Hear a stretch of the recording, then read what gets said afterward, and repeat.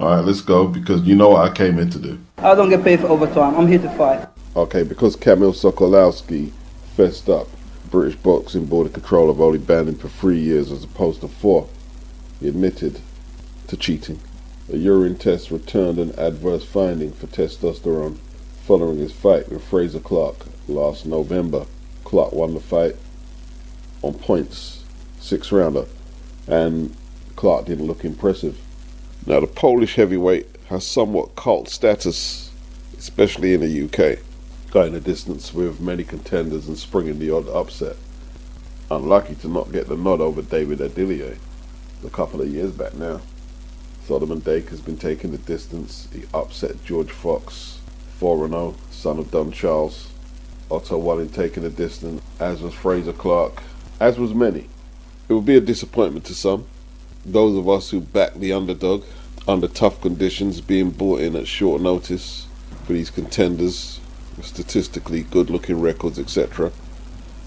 But what's the truth? KAMIL moonlights as a labourer to supplement his fractured journeyman income, and the only way to even up the playing field in his mind was to take a testosterone booster, which he's got popped for. And we're entering a few phases. There's not enough testing on the high profile cards. That's been established. No UCAD testing for Liam Smith versus Chris Eubank Jr. So yeah, not enough testing in the high profile fights, and little to none on the smaller hall shows, which KAMIL has taken part in a lot. You know, like the Frazer Clark fight, Manchester Arena, was headlined by Dalton Smith against Casey Benjamin for the British 140-pound title. Had the likes of Natasha Jonas on there. It's a relatively big show. Not the biggest show in the UK, but it's a relatively big show. And it was a urine test that caught him. From what I know, it's the blood testing that catches most of the athletes trying to buck the system. But you know, urine caught KAMIL on this one. The confidentiality thing, you know, like, you had one fight in Germany in between the Frazer Clark fight and the recent news that he's got popped. He fought in March. He was banned in the UK from April. We're only finding out about it now, but he was banned in April. Now the Germans, they've got 2 commissions or boards over there. But did they know anything about this? Was there any correspondence between them and the board, or them and UCAD? Or did his opponent in Germany, who beat KAMIL, have any knowledge that he was going in with an opponent who was under investigation for illegally using testosterone? Probably not. Another commission in Europe should know that a fighter has got popped on a British card and he's about to fight in Germany. They should know. They're talking confidentiality. Listen, one day an unknown boxer is going to go in the ring with someone juiced up, and it's going to be a disaster. That's all I'm going to say. It's just a matter of time, because people are getting popped weekly almost now. You know, once Britain give the information to the German commission or board, it's up to the Germans what they do with it or not. If they allow KAMIL to fight on the card, be on their conscience and be on their accountability. But you've done your part. I believe if they knew, they would have let him fight. That's what I believe. There's a lot of professional boxing in Europe. How much fighters do we hear popping in the likes of Germany, Italy, Spain, or wherever they're holding professional cards around Europe? Not many. Remember when Erkin knocked out David Price in Germany? He didn't get banned in Germany because they've got 2 commissions, so one of them may have suspended him, but the other didn't. And I never thought about it, because these things are often an afterthought after the facts. But you look at his 2022, he fights Otto Wallin, that's an 8-rounder. He fights Bakatir Jalalov.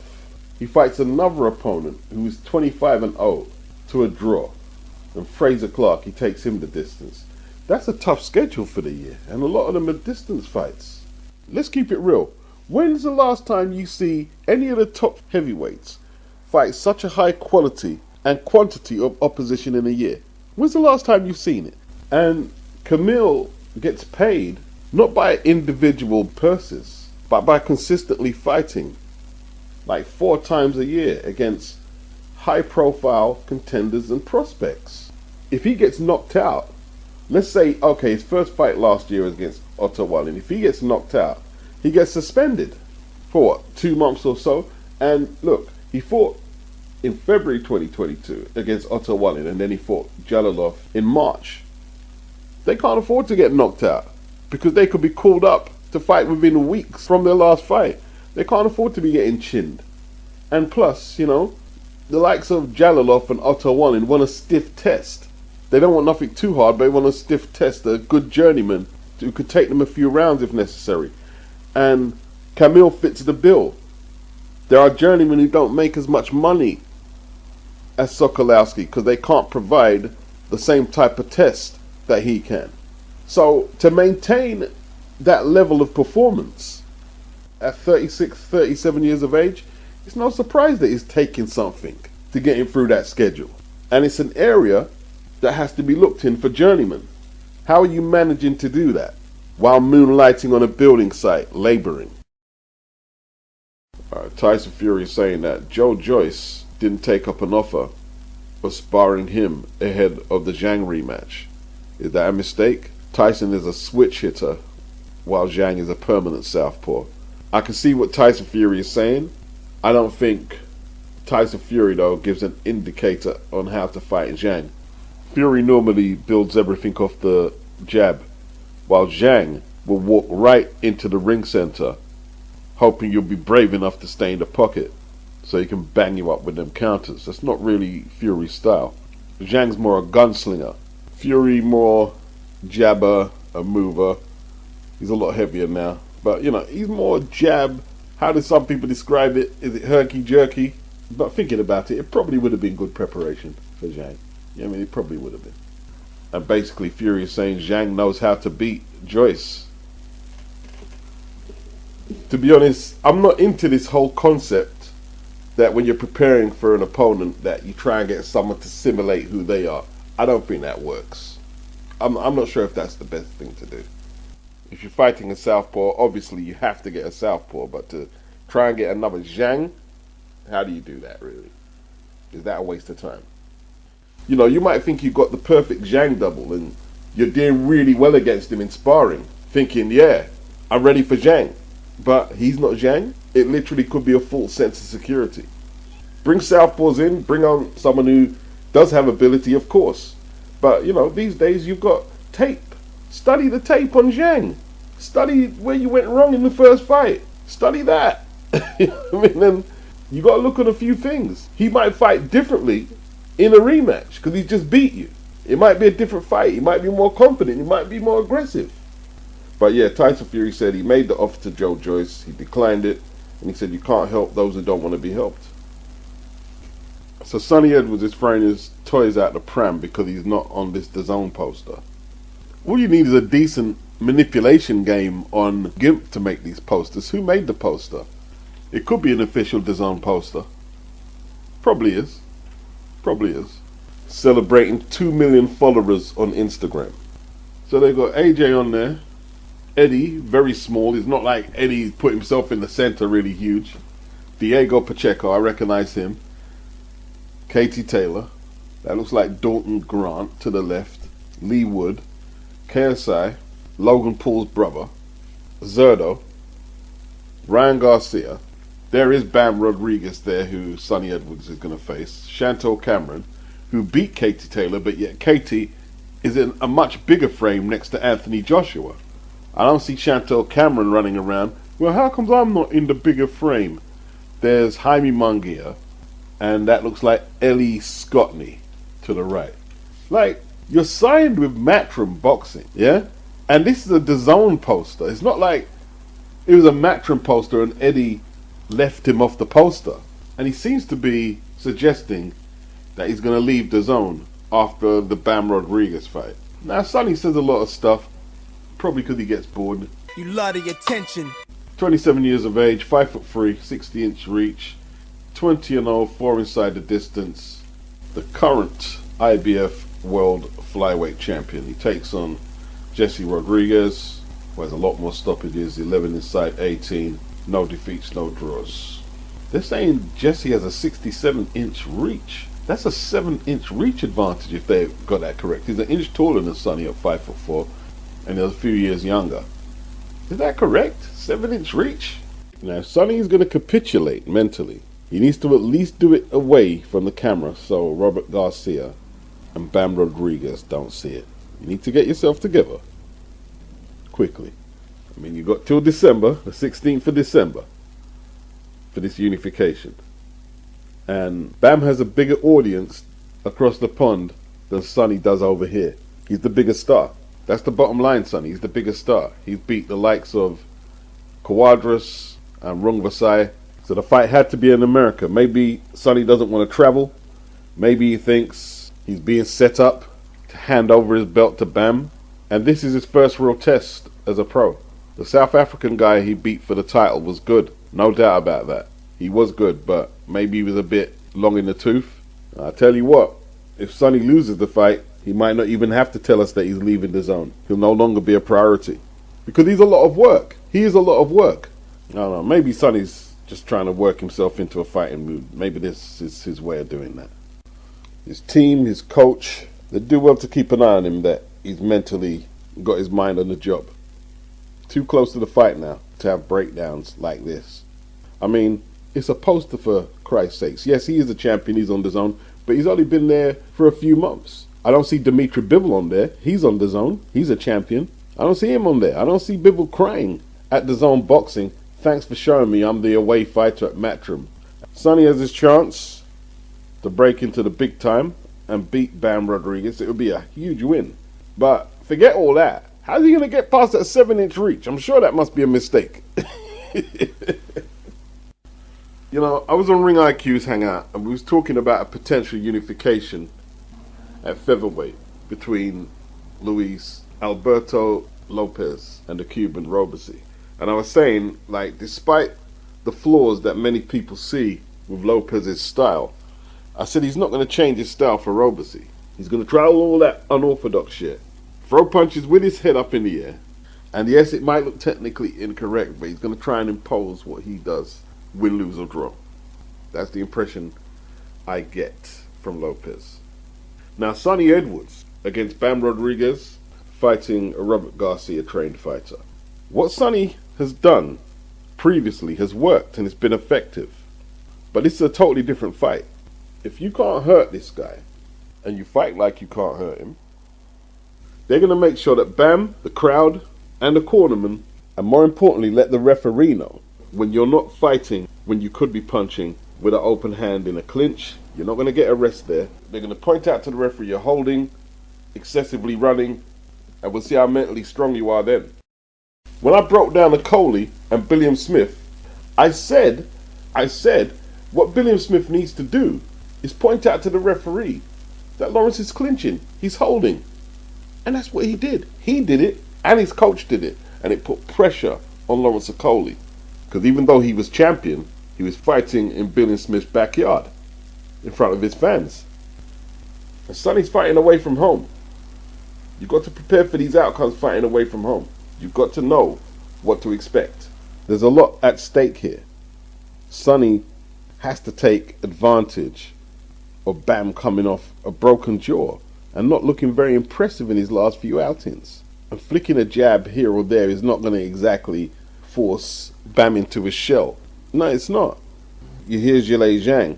I'm going to target the eye again against Joyce. He knows, even after winning the first fight convincingly away from home, he can't go in there trying to scrape a points decision. I mentioned Luis Alberto Lopez sticking to his style. Regardless of the technical issues that Robeisy may bring, Lopez is going to try and take his head off. Sink or swim. And while I'm not suggesting Sonny does that, it's rare you see British fighters just able to, let's say, finesse a Mexican and just be able to keep distance and pot shot and get a W. But I think Sonny can do well in the fight in saying that. I don't know if he can get a W though. Wasn't too much of a shock when you consider HEKKIE Budler's inactivity since he lost that light flyweight title in 2018 was not ideal preparation for this fight. It was a very good fight, however, at the Areyaki Arena, Kotoku, Japan. I'd recommended this card. It went below the radar. Weekday card in Japan. Still haven't seen Junto Nakatani, who was also on the card. Both men invested heavily in the body. Very good display of infighting from both men. Butler landed some very good shots all throughout, but when he became more static, TERAJI was able to get shots off, and he was the way harder hitter, more precise puncher. There was some excellent infighting, and there was some also good boxing, some good left hand work, working for their punching opportunities, using angles. It was a good fight. The head clash in round 5 that left TERAJI cut around his right eye seemed to invigorate him. He actually started upping his work rate. TERAJI's body punching some of the best I've seen this year. Like that left hook to the body made him feel his waistband on his trunks, like checking if his midsection was still there. You know, they're talking about KENSHIRO, TERAJI, putting him up there with the likes of Inoue, Hilario, Sabata, and other great Japanese fighters from the lower weights. Unified flyweight king, a dominant champion. He lost the one fight to Yabuki in 2021 via 10th round stoppage, and he got it straight back next fight with a 3rd round knockout. It's a dominant champion. He's only lost the one fight. He's been WBC champion since 2017. He's now unified WBA WBC champion. He was talking about fighting Jonathan Gonzalez next, the WBO champion. Good performance by TERAJI, but on Butler's behalf, you can't be that inactive taking on this level. Most times you're not going to get away with it. Butler was winning some of the early rounds. He was, definitely, when he was moving and hitting, and he was very effective. Butler himself is a 2-weight world champion and a very good lower weight fighter. But as the fight went on, the power gap made itself known. Butler only 11 stoppages in 40 fights, 35 wins, 5 losses. TERAJI, or KENSHIRO as it better known, 14 wins in 23. Once Butler got off the game plan and the body shots started to take their toll and he was more static, he became food. I was watching a copy of the fight where they must have recorded it in a reverse lens, and both men were fighting southpaw even though they're orthodox. Butler, his face was a mess by the end of it. I'm assuming it's the right eye that was really swollen, because remember, I was watching a copy of the fight that was recorded back to front. His eye was busted up pretty bad and his face looked a mess by the end of it. In the 9th round, KENSHIRO landed at 1-2, and there was a little delayed reaction where Butler's legs went and he just got pummeled on the ropes, and the referee had to help him back across to the corner. He put up a great effort though. Not surprising though, HEKKIE Butler's been in some excellent fights his whole career. KENSHIRO, another unsung hero from the lower weights. But if you're interested, go check him out. He's a good fighter. What happened with Pitbull Cruz? You said Pitbull Cruz is ducking. I tried to fight them. They said no. They said that I was going to be running all night.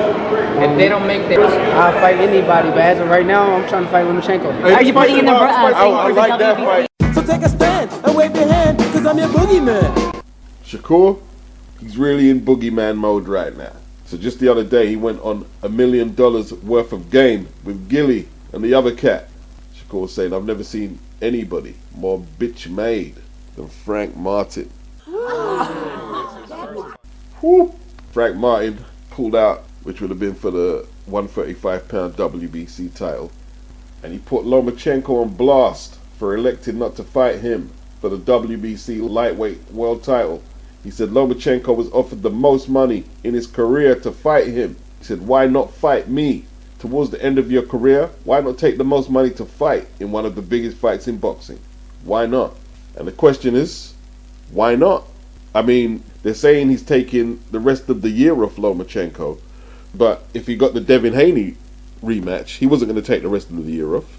It's funny, these Lomachenko fans will be quick to call a lot of people duckers and not real fighters. And I'm not asking them to call Lomachenko a duck, but they're not even questioning the fact that Shakur is calling him out for a world title fight, and it's just being ignored. Okay, you take the rest of the year off and tell Shakur, I will fight you in January, February 2024. Nope, not hearing that either. It's Frank Martin taking all the stick, when Lomachenko was offered the fight for the vacant WBC title before Frank Martin. Let's keep it real. So take a stand and wave your hand, because I'm your boogeyman. So Shakur Stevenson's on fire right now without throwing a punch at these guys. Wanna get me hot this year. I'm not going to get involved with the tribalism debate with the numbskulls that I would have to go back and forth with. I just got no time for them. I'd rather just cover the boxing.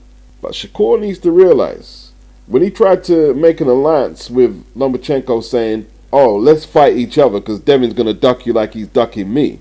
And he tried to kind of separate him and Lomachenko from Devin and isolate Devin as the ducker. Well, you calling Lomachenko a ducker is going to get you on the bad side of a lot of media and boxing fans. You better strap your boots up and lock in, because they're going to be coming at you looking to change the narrative.